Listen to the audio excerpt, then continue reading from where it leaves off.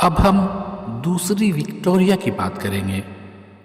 61 fit diameter والے central گنبد پر انجیل آف وکٹری ہے۔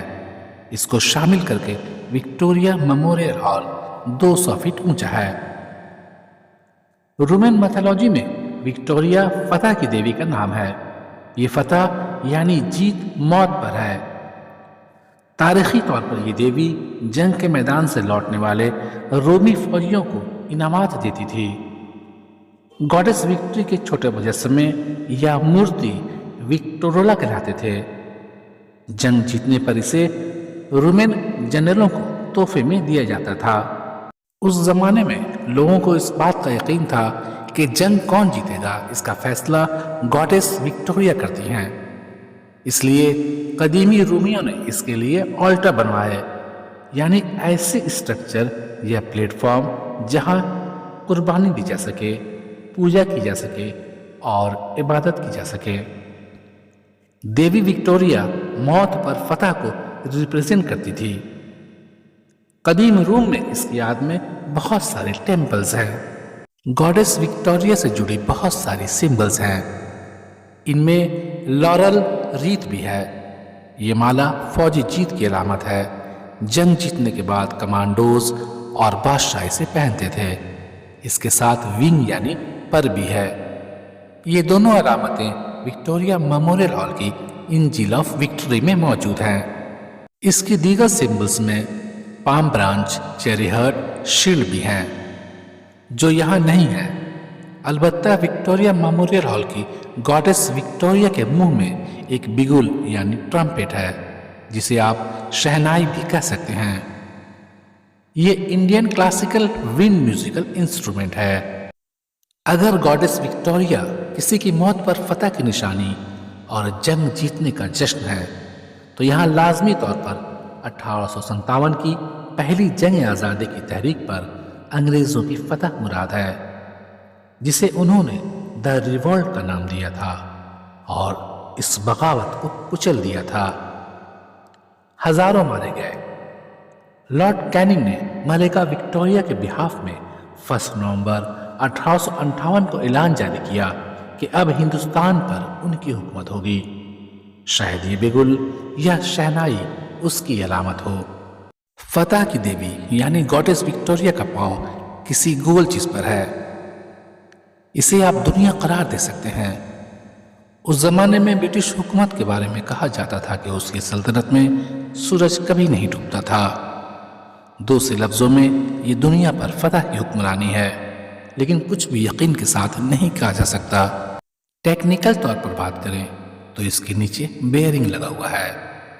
اسی پر گاڈس وکٹوریا گزشتہ ایک صدی سے زائد 15 سے 20 کلومیٹر تیز ہوا کے دوش پر گھومتی رہی ہے۔ یہ ہوا کی سمت بھی بتاتی ہے، اس لیے اسے ویدر وین بھی کہا جا سکتا ہے۔ 1978 میں کچھ مہینوں کے لیے اس کے گردش کرنے میں یعنی گھومنے میں رکاوٹ آ گئی تھی۔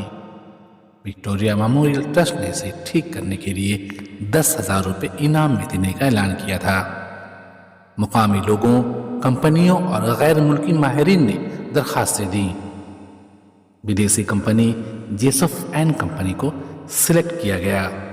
مورتی کو اور اس کے 1.5 ٹن کے شافٹ یعنی ڈنڈے کو جو گنبد کے اندر ہے اور جس پر مجسمہ گھومتا ہے، اسے الگ کیا گیا تو پتہ چلا کہ صحیح طریقے سے دیکھ بھال نہیں کرنے سے بیئرنگ جام ہو گیا ہے اور چھڑ یعنی شافٹ کا 1.25 انچ حصہ مڑ گیا ہے۔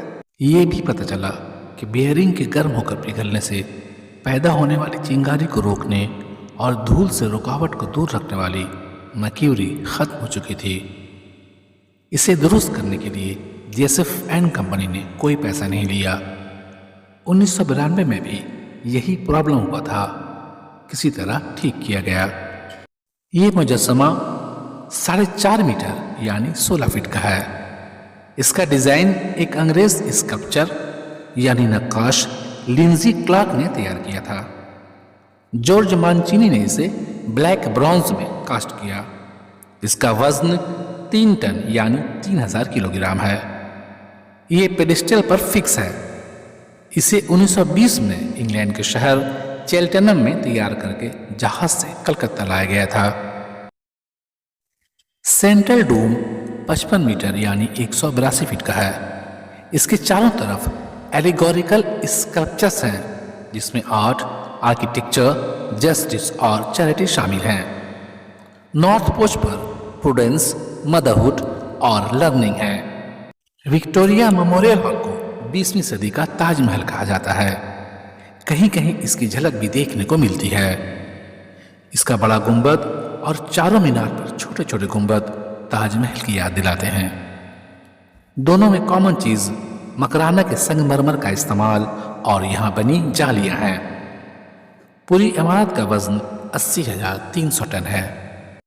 وکٹوریہ میموریل ہال سے جڑا تاریخی واقعہ ہے کہ ورلڈ وار سیکنڈ میں اس پر بانس سے بھاڑا باندھ دیا گیا تھا اور پوری عمارت کو کیچڑ اور گوبر کے لیپ سے پوت دیا گیا تھا تاکہ یہ جاپانیوں کی بمباری سے بچا رہے۔ بظاہر ہندوستان اس جنگ میں ڈائریکٹ شامل نہیں تھا، لیکن یہ اہم برٹش کالونی اور امریکن بیس تھا، اس لیے جاپان نے کلکتہ پر بمباری شروع کر دی تھی۔ حکومت نے شہر کی خاص عمارتوں کی فوٹوگرافی پر پابندی لگا دی تھی۔ یہ تصویر یو ایس آرمی کے فوٹوگرافر فرینک گیل اور فرینک بورڈ نے 1943 میں اتاری تھی۔